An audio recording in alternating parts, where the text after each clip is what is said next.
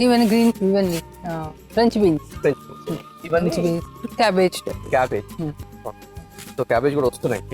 చిన్న చిన్న water retain కాకూడదు అన్నాం కదా, కొన్ని సార్లు పాట్స్ లో నుంచి బయటకు వెళ్ళిపోవు వాటర్. అవునండి, అవునండి. అది హోల్స్ ఏమన్నా పూడిపోవడము అట్లా అయినప్పుడు వెళ్ళకపోతే ఇలా అయిపోతుంది ప్లాంట్. ఓహో, ప్లాంట్ ఇలా అయిపోతుంది. దీని వాటర్ నిలబడిపోయింది. మరి వెంటనే అంటే ఇది కూడా కుళ్ళిపోతుంది. మనం చూసుకుంటూ ఉండాలి, మధ్య మధ్యలో చూసుకుంటూ ఉండాలి.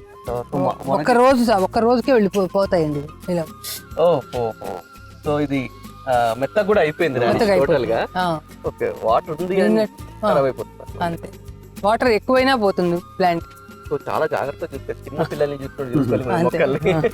ఇందులో పాట అడుగును కూడా అండి, మట్టి పోస్తే ముందు పెబుల్స్, చిన్న పెంకులు అవి కూడా వేస్తాం దానికి.